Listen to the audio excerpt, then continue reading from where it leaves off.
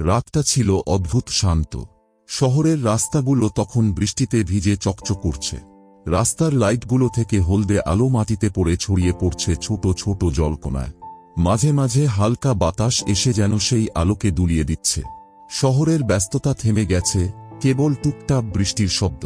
এমন এক রাতে এক মেয়ে, ভিজে চুলগুলো কাঁধে লেগে আছে, হাতে ছোট্ট ছাতা, গায়ে সস্তা একটা সালোয়ার কামিজ, দাঁড়িয়ে আছে পুরনো বাজারের পাশে একটা চায়ের দোকানের কাছে।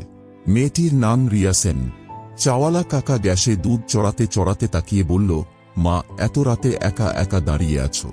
রাস্তা এখন নিরাপদ না, চলে যাও। মেয়েটি হেসে বলল, একটু সময় লাগবে কাকা, একটা লোকের জন্য অপেক্ষা করছি। কাকা কিছুক্ষণ তাকিয়ে থেকে মাথা নেড়ে চুপ করে গেল। মেয়েটির চোখ দুটি শান্ত, কিন্তু তার মধ্যে এক অদ্ভুত স্থিরতা। যেন কোনো ভয় নেই, কোনো দ্বিধা নেই। ঠিক সেই সময় পাশ দিয়ে একটা পুলিশের জিপ এসে থামল। ভিতর থেকে দুইজন কনস্টেবল নামল। একজনের নাম মুকুল, আরেকজন হাবিব। তারা মেয়েটিকে একবার দেখে একে অপরের দিকে তাকালো। হাবিব এগিয়ে এসে বলল, এই মেয়ে, এত রাতে একা একা দাঁড়িয়ে আছো কেন? মেয়েটি ধীরে বলল, আমি কারো জন্য অপেক্ষা করছি। মুকুল ঠোঁট বাঁকিয়ে হেসে বলল, ওহ, অপেক্ষা করছো, তাই নাকি? এই অজুহাত অনেক শুনেছি। মেয়েটি শান্ত চোখে তাদের দিকে তাকালো, কিছু বলল না। হাবিব বলল, তোমার আইডি কার্ড আছে? কোথায় থাকো? মেয়েটি বলল, আমি কিছু সময় পর জানাবো। এই উত্তর শুনে মুকুল রেগে গেল, এই মেয়েটাকে থানায় নিয়ে চল, দেখব কার জন্য এত রাতে রাস্তার পাশে দাঁড়িয়ে আছে। মেয়েটি ধীরে বলল, আমার পরিচয় জানলে তোমরা নিজেরাই অনুতপ্ত হবে। তারা হাসল, বেশি সিনেমা দেখো না বোন, এই ডায়লগ অনেক পুরনো। বৃষ্টি তখন আরও একটু বেড়েছে। মেয়েটি ছাতাটা বন্ধ করে পুলিশের গাড়িতে উঠল, শান্ত মুখে। গাড়ি চলল শহরের পুরনো থানার দিকে। সেই থানাটা বহু বছরের পুরনো, দেয়ালগুলোতে পলেস্তারা উঠেছে, টেবিলের পাশে পুরনো ফ্যান ঘুরছে কষ্ট করে।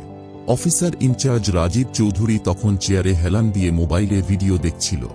দুই কনস্টেবল ঢুকে বলল, স্যার, এই মেয়েটাকে রাস্তার ধারে সন্দেহজনক অবস্থায় পেয়েছি। রাজীব চোখ না তুলেই বলল, নাম লেখো, জিজ্ঞাসাবাদ করো। মেয়েটিকে কাঠের একটা চেয়ারে বসানো হলো। তার মুখে কোনো ভয় নেই, বরং তার চোখে ছিল একরকম তীক্ষ্ণতা, যা কাউকে অস্বস্তিতে ফেলতে পারে। একজন মহিলা কনস্টেবল এসে বলল, তোমার ব্যাগটা দাও। মেয়েটি বলল, না, এটা খোলা যাবে না। কেন? মেয়েটি শান্ত গলায় বলল, তোমাদের ঊর্ধ্বতন অফিসারের অনুমতি ছাড়া এটা খোলা যাবে না। অফিসার রাজীব বিরক্ত গলায় বলল, তুমি জানো কোথায় দাঁড়িয়ে আছো? এটা পুলিশ স্টেশন, তোমার বাবার বাড়ি না। রিয়া ধীরে উঠে দাঁড়াল। তার ভেজা চুলগুলো মুখে লেগে আছে, চোখে ঝিলিক। সে বলল, ঠিকই বলেছেন, এটা আমার বাবার বাড়ি না, কিন্তু আমি এই বাড়িরই একজন সদস্য। সবাই থমকে গেল। সে ব্যাগ খুলে একটা আইডি কার্ড বের করে টেবিলের ওপর রাখল। রাজীব বিরক্ত মুখে কার্ডটা হাতে নিল, কিন্তু পরের মুহূর্তেই তার চোখ বড় হয়ে গেল। কার্ডে লেখা, আইপিএস রিয়া সেন। ঘরে মুহূর্তে নীরবতা নেমে এলো। সবাই একে অপরের দিকে তাকিয়ে আছে। রাজীবের গলায় কোনো শব্দ নেই। রিয়া ধীরে বলল, আজ আমি নিজের পরিচয় লুকিয়ে বের হয়েছিলাম। জানতে চেয়েছিলাম আমার শহরের পুলিশ সাধারণ মানুষকে কেমন ব্যবহার করে। আর আজ যা দেখলাম, তাতে আমি হতাশ। তার গলায় কোনো ক্রোধ নেই, শুধু ঠান্ডা দৃঢ়তা। তোমরা একজন মেয়েকে রাস্তায় দাঁড়িয়ে থাকতে দেখে সন্দেহ করলে সেটা দায়িত্ব হতে পারে, কিন্তু যেভাবে অপমান করলে সেটা দায়িত্ব নয়, সেটা হীনতা। তোমরা ভাবলে আমি সাধারণ মেয়ে, তাই হেনস্থা করলেই পার পেয়ে যাবে। রাজীব তোতলাতে তোতলাতে বলল, ম্যাডাম, আমরা আপনাকে চিনতে পারিনি। আমরা শুধু। রিয়া থামিয়ে দিল, তুমি মানুষ চেনো না, তুমি শুধু ক্ষমতা চেনো। আমি যদি আজ সত্যি সাধারণ কেউ হতাম, তাহলে হয়তো লকআপে রাত কাটাতে হতো। বাইরে বৃষ্টির শব্দ আরও জোরে শোনা যাচ্ছিল। রিয়া বলল, আমি এই শহরের নতুন এসপি হিসেবে কাল যোগ দিচ্ছি। আজ শুধু পরীক্ষা নিতে এসেছিলাম। দেখতে চেয়েছিলাম আমার অধীনে যারা কাজ করবে তারা কেমন। দুঃখজনকভাবে তোমরা সবাই সেই পরীক্ষায় ফেল করেছ। রাজীবের মুখ শুকিয়ে গেল। হাবিব আর মুকুল তখন মাথা নিচু করে দাঁড়িয়ে আছে। মহিলা কনস্টেবলও লজ্জায় কিছু বলতে পারছে না। রিয়া ধীরে বলল, একজন মানুষের সম্মান তার পোশাকে নয়, তার হৃদয়ে। মনে রেখো, যেদিন তোমরা কোনো অচেনা মানুষকেও এই অফিসে এনে সম্মান দেখাতে পারবে, সেদিনই আমি গর্ব করে বলবো, এ আমার থানার পুলিশ। সে কথা শেষ করে দরজার দিকে হাঁটতে লাগল। রাজীব তাড়াতাড়ি এগিয়ে এসে বলল, ম্যাডাম, দয়া করে আমাদের ক্ষমা করুন। রিয়া থেমে ফিরে তাকালো। ক্ষমা নয়, শিক্ষা নাও। আমার চোখের সামনে কেউ সাধারণ মানুষকে অপমান করলে তার জায়গা এই থানায় থাকবে না। সে বেরিয়ে গেল। বাইরে এখনো বৃষ্টি পড়ছে। রাস্তার বাতিগুলোতে সেই বৃষ্টির আলো পড়ছে ঝিকমিক করে। সরকারি গাড়ির সামনে দাঁড়ানো ড্রাইভার স্যালুট করল। গাড়ির কাঁচে বড় করে লেখা, সুপারিনটেনডেন্ট অফ পুলিশ। সে গাড়িতে ওঠার আগে একবার তাকালো সেই চায়ের দোকানের দিকে। কাকা তখনও দাঁড়িয়ে অবাক দৃষ্টিতে তাকিয়ে আছে। রিয়া এগিয়ে গিয়ে বলল, কাকা, এক কাপ চা দেবেন? কাকা তো অবাক হয়ে বলল, মা, তুমি তাহলে? রিয়া হেসে বলল, হ্যাঁ কাকা, আমি সেই মেয়ে যাকে আজ পুলিশ অপমান করেছিল।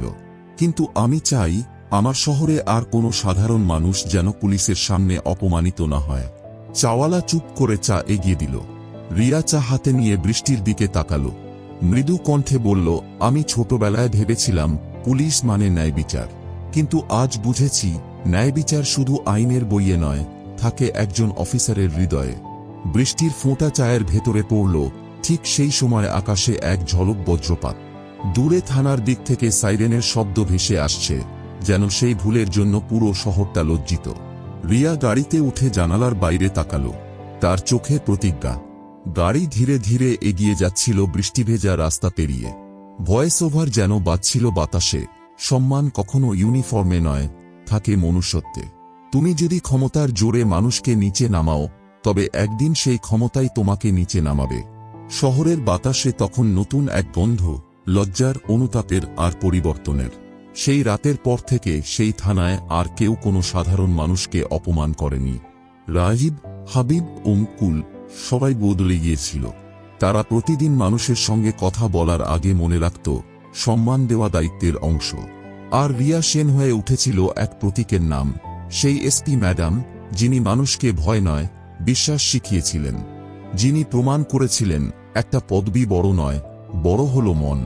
আর যখনই কেউ শহরে বলে সাধারণ ভেবে মেয়েটিকে অপমান করেছিল পুলিশ, সবাই জানে গল্পটা এখানেই শেষ হয় না। কারণ সেই সাধারণ মেয়েটি আজও মানুষের মনে বেঁচে আছে, এক প্রতিজ্ঞার নাম হয়ে, এসপি রিয়া সেন। কেমন লাগলো আজকের গল্পটা? অবশ্যই কমেন্ট করে জানাবেন। আর এই ধরনের আরও গল্প দেখতে চাইলে আমাদের চ্যানেল সাবস্ক্রাইব করে রাখুন। সবাই ভালো থাকবেন, সুস্থ থাকবেন। আবার দেখা হবে পরের ভিডিওতে।